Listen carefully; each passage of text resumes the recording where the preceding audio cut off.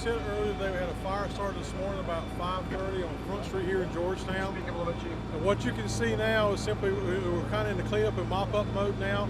We've still got a lot of fire down under all the debris.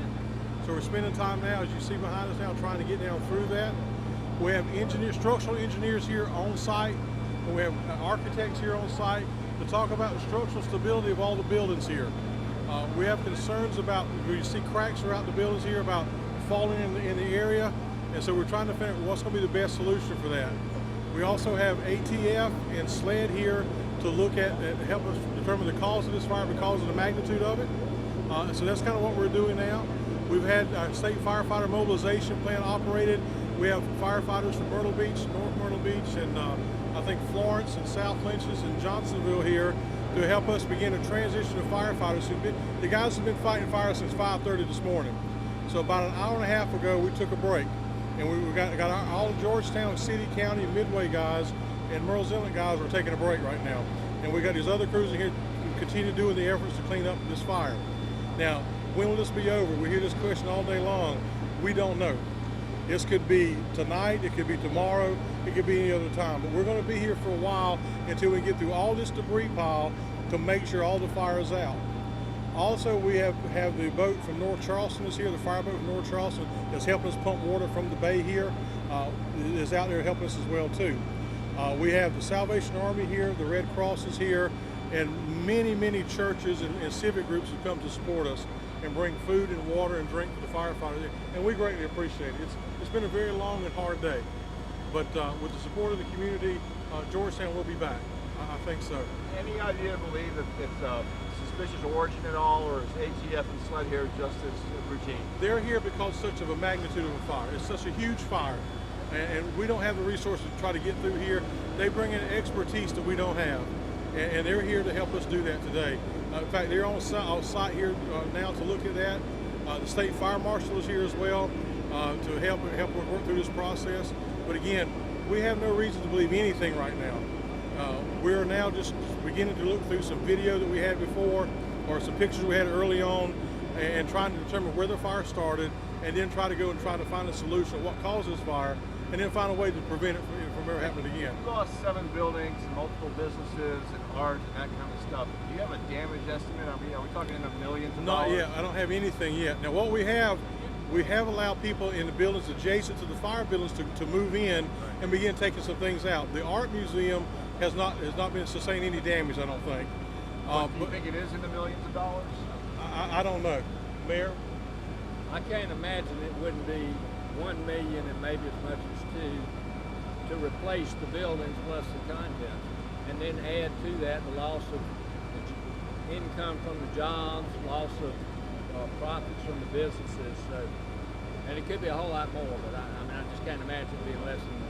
We really haven't had time to simply go back and look at tax records and loss and find out what our loss statement's going to show us. We haven't had time to do that yet, but it could be, as the mayor said, it could be $1 million or it could be 5 or 6 million. We just don't know right now. Now, I know you don't know where it actually started, the fire itself. Do you know what building it started in? It looks like the building that is at the Limpin' James restaurant on the back side. When we got here, the fire was on the back patio deck area, and it was spreading very rapidly when we arrived on scene. Our first initial attack went to the rear of the building to knock the fire down. Our firefighter was there and quickly became overwhelmed with the fire, with the magnitude. We had wind coming off the bay the whole time, and it began pushing the fire throughout the building. We get it, as we said this morning, we started to go to the front of the building. We got to the front of the building, and the entire front of the building blew out on the firefighters in front. And at that point, it began to spread both sides. It didn't go one, it went both sides at the same time. And were any of the boats in the back damaged by any chance? I don't have any reports of any boat damage. I think it was Towboat USA helped come and help move some of the boats out of the way, which we appreciate them doing that. I have not heard any reports of any boat damage yet. Any other questions?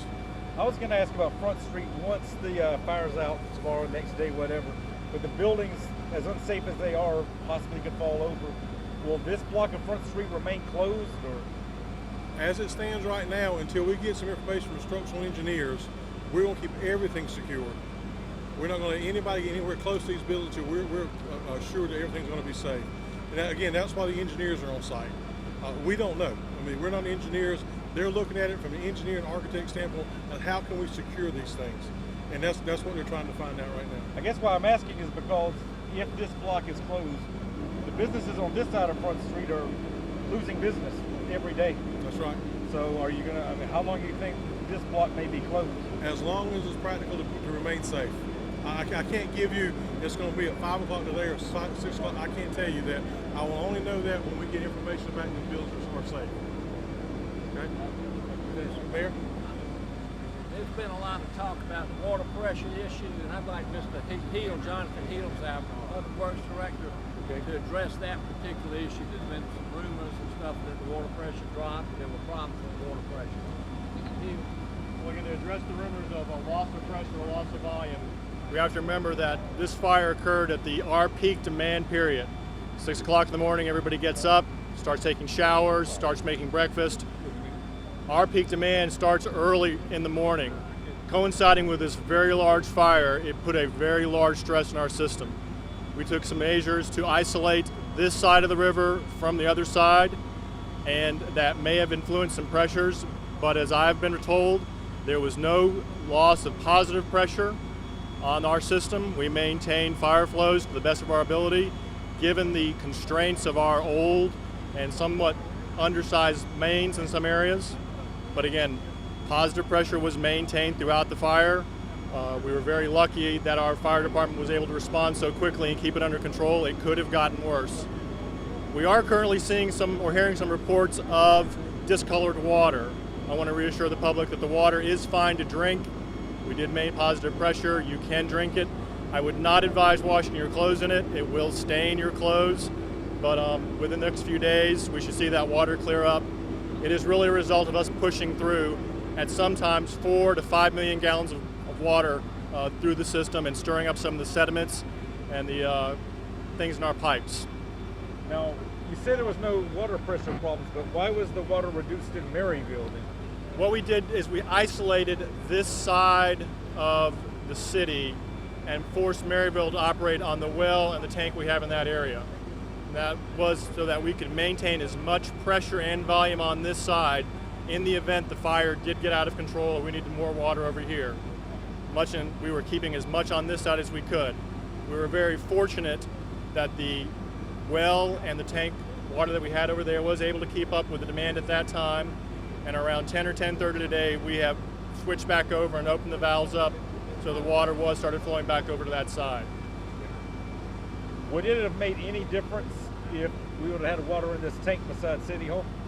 It would have given us more volume to operate with, and it might have made a difference. At this time, though, until I analyze all the data, I can't say whether or not it would or would not have.